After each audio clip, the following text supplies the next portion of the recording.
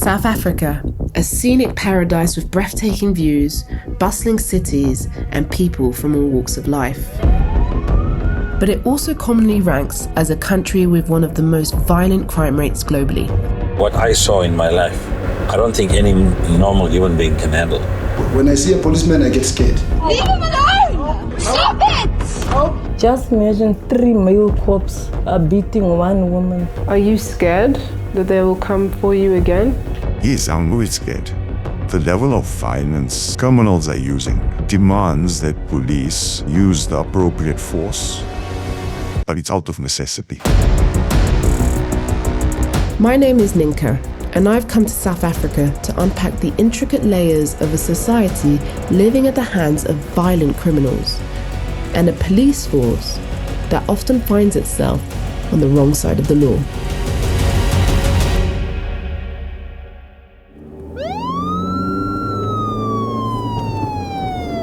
It's the middle of a Tuesday morning, and we're on our way to a crime scene with local security. We're heading to a township called Alexandra, north of Johannesburg, where there's been a shootout between suspects and police. Hi, how are you? Nice to meet you. Ninka. While the police weren't ready for comment, we did find someone close to the crime scene to help us figure out what had happened. We received information that a cell phone store was robbed this morning, 8 suspects in total. 8 suspects. Entered the store, held up the staff at the shop, demanded all the cell phones, took all the phones, put them into bags, and then fled the scene. Okay. We traced the movements of the suspect motor vehicle, and they were spotted coming down London Road. A shootout ensued, and 5 suspects had been arrested. How dangerous can we expect them to be? Suspects? Yeah. They'll take at any cost, life and limb. They'll do what needs to be done to get away. Okay, so they'll kill if they need to. 100%.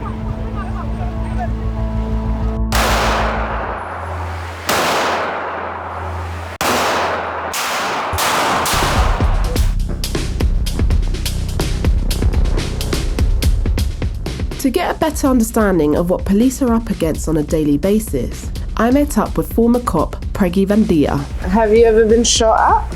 36 times. You've been shot at 36 times? Yes. And most of the time it wasn't one guy you're facing. They come in groups, 5, 6, 7, maybe 15. Preggy had spent 12 years in the force, most of it in South Africa's province of KwaZulu-Natal. When you join the police force, this is how you come out of. Is that you? Yep. Aww. Most of his career was spent in the murder and robbery unit, where he dealt with many violent cases. One hijacking case still haunts him. This guy used to work for transport. It took us 3 days for the family who recovered his body, but this is how we recovered him.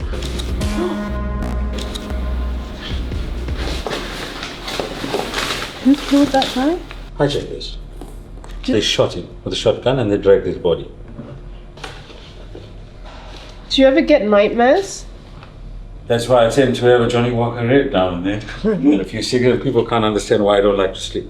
I can't sleep. It's difficult. So I tend to be more active at night. Why do you keep these pictures? I think by looking at it now and then, you learn to cope. Cope with things. You know, you cope with things. That it wasn't a dream, it's not a bad nightmare. These things happen in life. And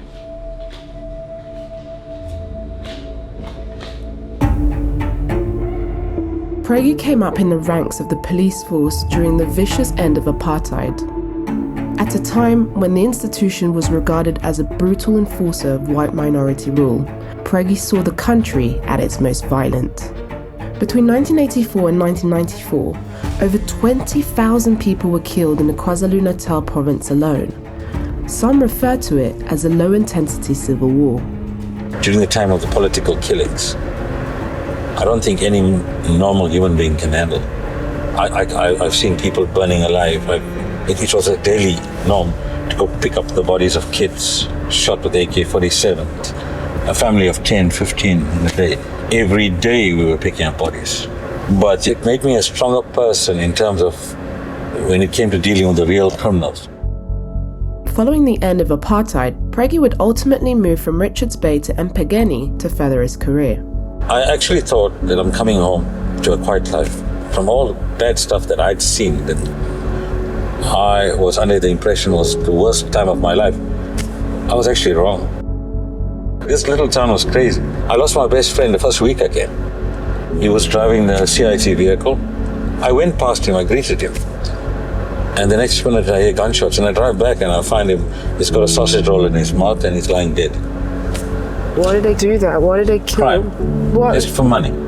But Money and status. do you think it comes from poverty? It comes from lack of education? What does it come from? No. Pure greed. Because all those guys that we were chasing, they were well off. They were well off. But Preggy himself would also end up on the wrong side of the law. In 2003, Preggy was arrested alongside 4 other policemen from his unit following the disappearance of 39-year-old Vusi Ngwenya. We actually went and we picked up this guy in the night because there was an armed robbery. We were interrogating him, asking him questions. I don't know whether this guy was suffering with a heart condition or what, because he kept asking for a white pill. Then I stepped out of the room to go and talk to the soldiers. And when I got back, I realized this guy was gasping for breath. And I asked the guy what happened, and he said, no, he just collapsed. Then I called the ambulance. The ambulance arrived, and we all tried to resuscitate him. But obviously that didn't work out.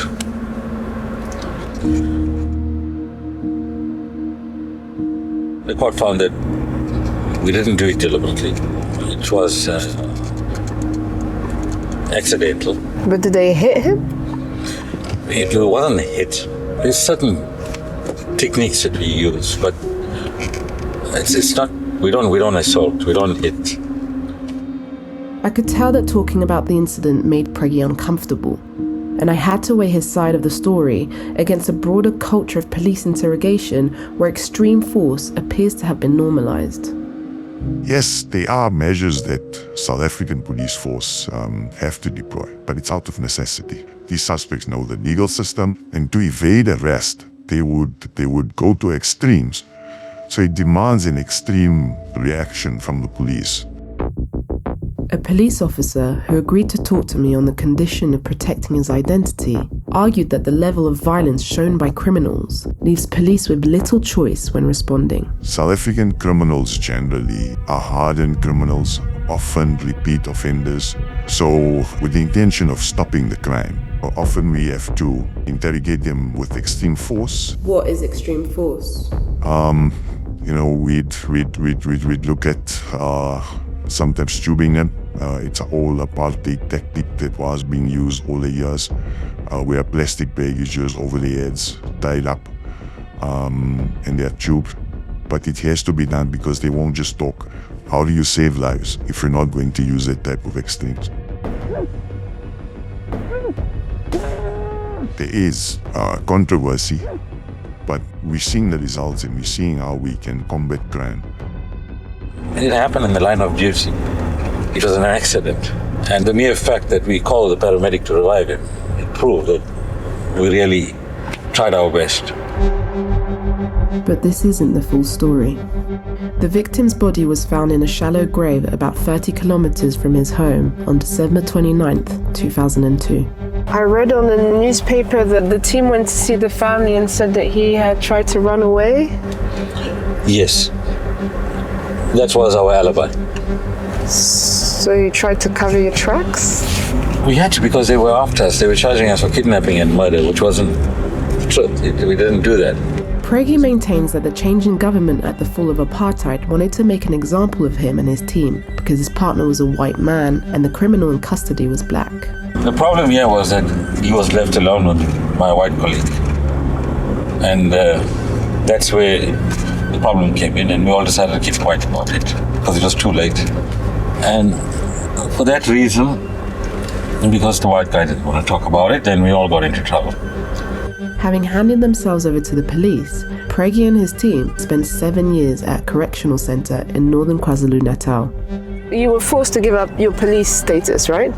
That we had to. But they offered it to me if I turned witness against my colleague. And you said no. I said, But while Preggy claims that he was a victim of political corruption, he and his team faced troubling allegations that they had used excessive force, that they had killed the suspect, hidden the body, and lied to the family.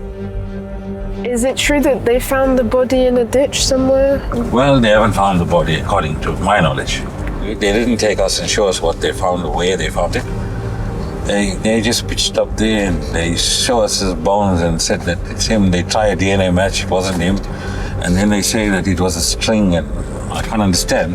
If the body decomposed so badly, why didn't the string get decomposed? This is material, it will go. You feel like you were treated really badly by the police and by the community? No, the community stood by us. The community stood by you? Yes. And is the police very corrupt in general? It started to become at that stage with the new regime taking over. Well, now it is about 88% corrupt. As Preggy continues telling me his side of the story, I can feel the lines of where the truth and lies are blurring.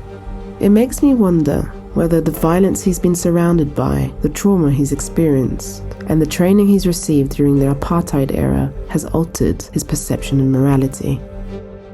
After speaking to Preggy and the anonymous cop, both of them seem to suggest that violence is something that is a necessary part of the job.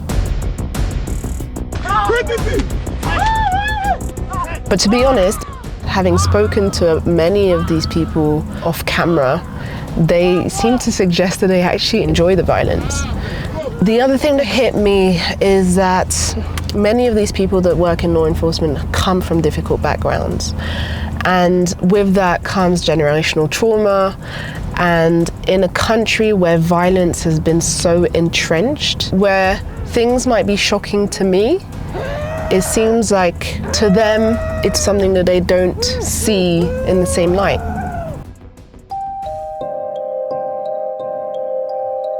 While police officers, both past and present, maintain that violence is used as a last resort, I was soon going to find out that that's not always the case. So I'm about to meet a woman who was really gravely attacked by the police.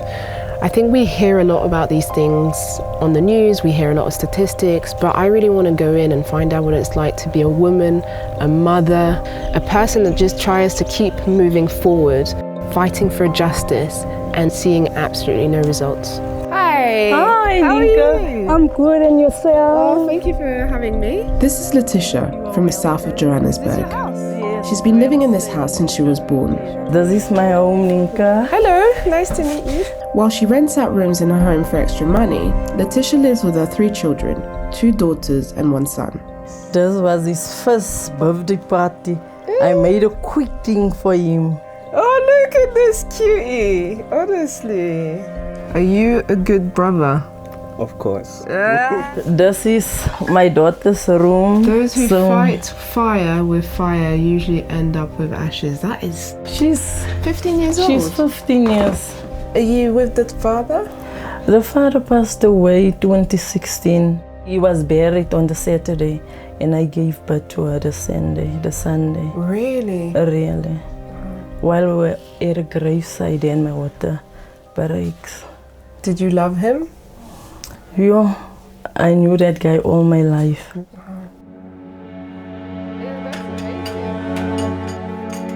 It's clear that Letitia and her family are resilient.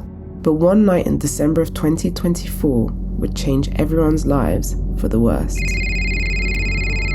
While visiting a friend, they received a call informing them that the friend's son was arrested and being held at Eden Park Police Station.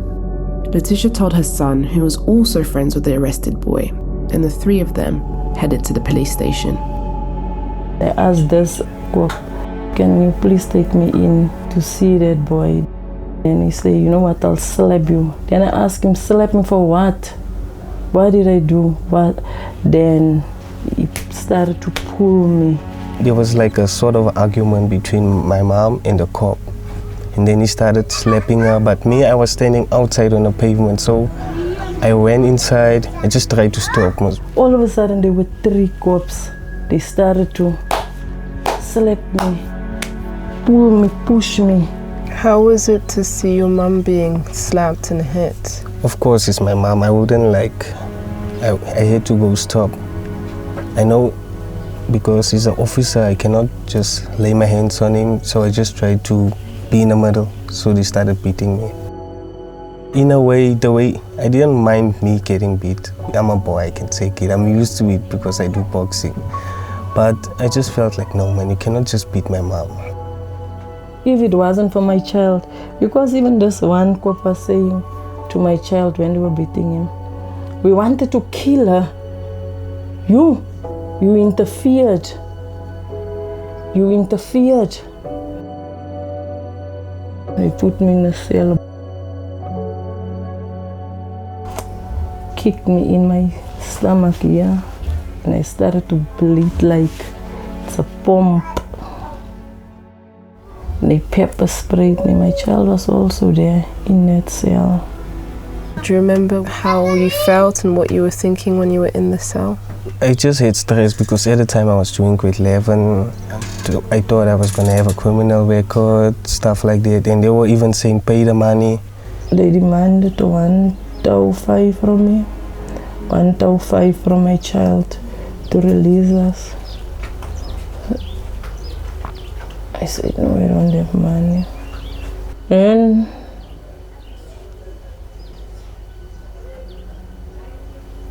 I didn't have a choice. I didn't know what to do.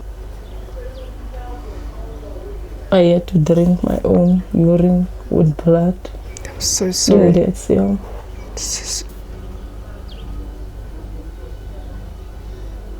The thought that people would treat another human in that way is... I don't understand why did they start beating you? Even me myself. I even fail to understand it. Even today as I'm speaking to you.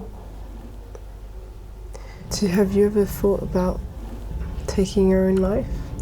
Yes, I did. It once crossed my mind. I can cook and put poison in the food so that we all can go, and that was last year. But I thought, let me pray yourself, and it did help me.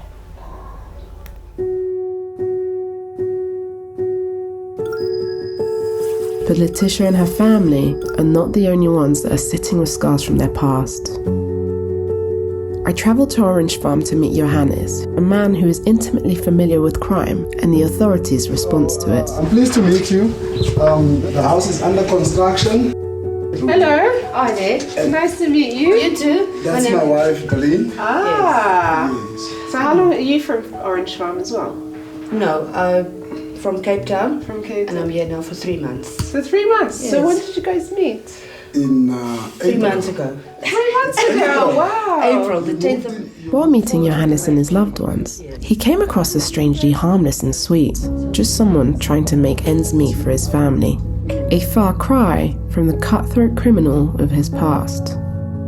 I grew up in a very poor family, so I struggled and hustled for whatever I could get. My mom was a domestic worker, and my stepdad was a security guard. Okay. Yes. And your father? I don't even know who's my political father yet. Having been involved in the smuggling of diamonds and guns, Johannes has had his fair share of violent interactions. You shot someone or you've been shot? I shot a lot of people. You shot a lot of people? I shot a lot of people. Did you kill anyone?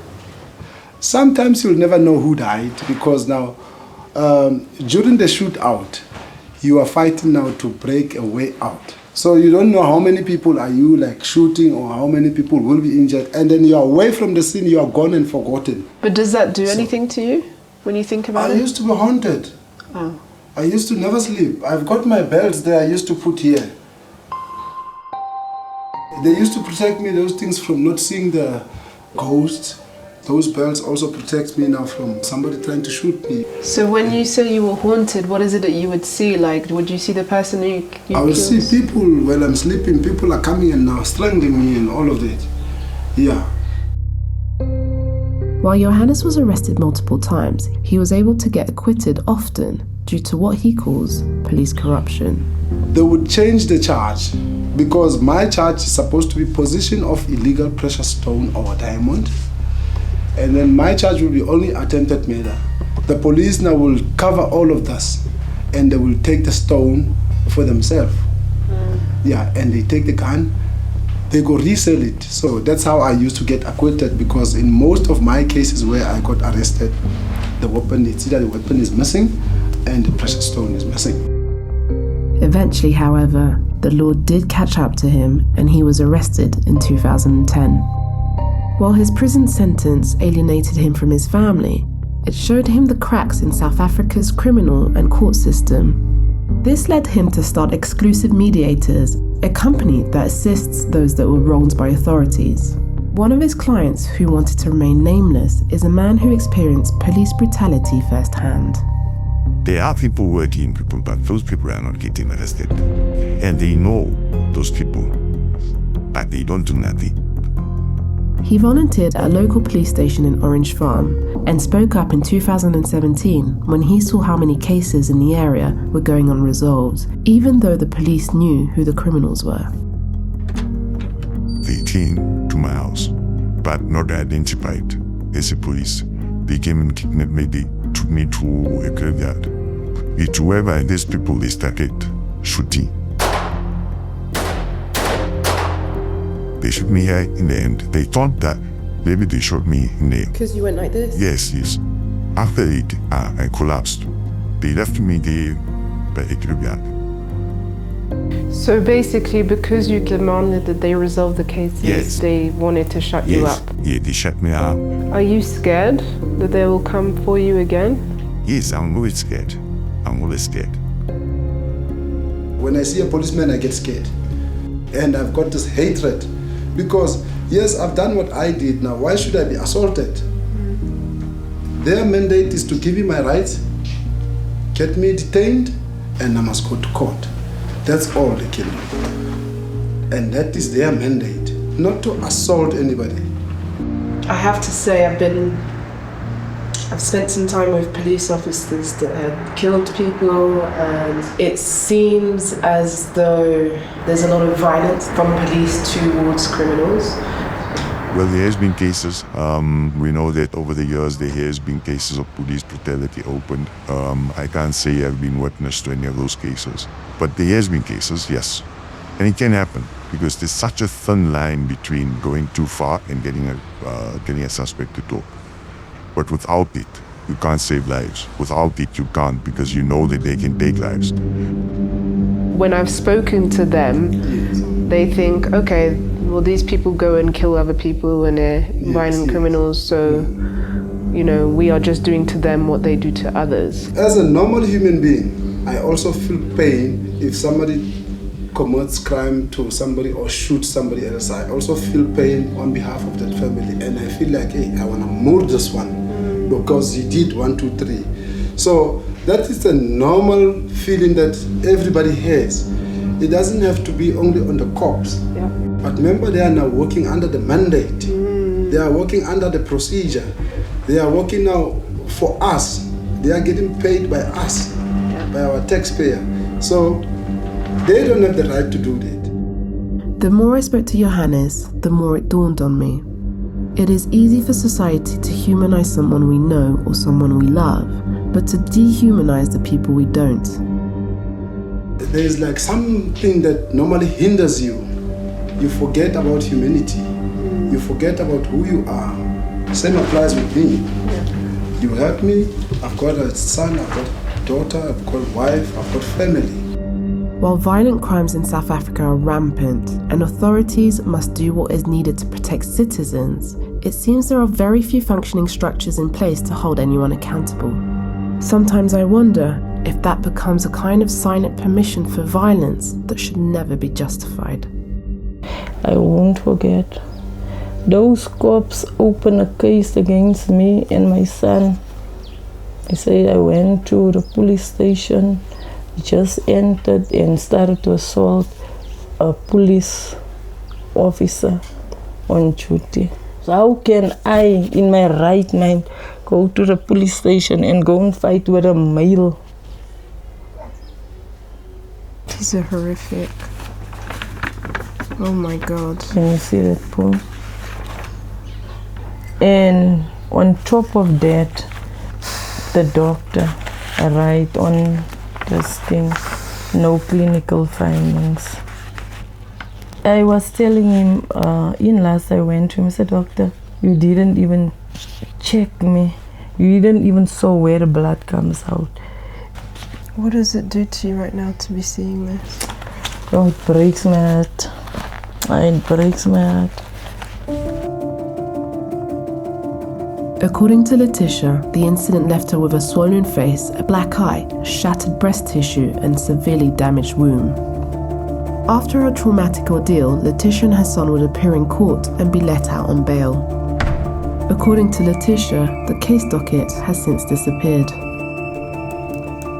I tried contacting IPID, the body responsible for investigating police misconduct. Despite several attempts, I eventually only got one message.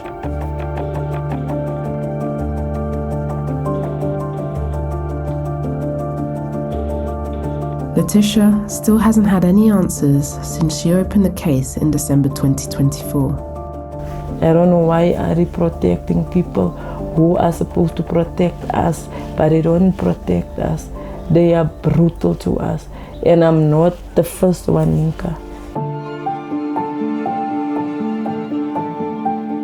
As I reflect on my time in South Africa and the people I've met, I feel that the country is clearly a complex place full of contradictions where people live in extremes. Extreme beauty, extreme poverty, extreme wealth, and sadly, extreme violence. Violence that has become so ingrained in everyday life that maybe people have become incredibly desensitized. Do you think about the guy that passed away? Does it haunt you sometimes? I try not to think about it. Yeah. Yeah, it's not that it's not painful, it is, I feel. But I'm actually, I think I just blocked that part Out of your life. Yeah. The police officers that I've met often come from the same spaces as those who commit the crimes. They've experienced the same trauma and the same violence, but while some might have the best intentions, others seem not to. And it seems that the use of force and violence are justified in their minds by the badge on their uniform. Do you think any of this is going to change in the next few years in time? I don't see any change in the near future. You see these suspects walk out day in, day by day, but you've got a job to do. And there's no way that you can survive if you don't get a thick skin and handle that. From my experience, hurt people hurt people. Stop it! Stop it! And if those who are meant to protect us are the ones harming us the most, those in power need to be taken to task before it's too late. If something happens to me, I know it's them. I'll be dead, but the people out like you, Ninka, I'm talking to, you will know it's them.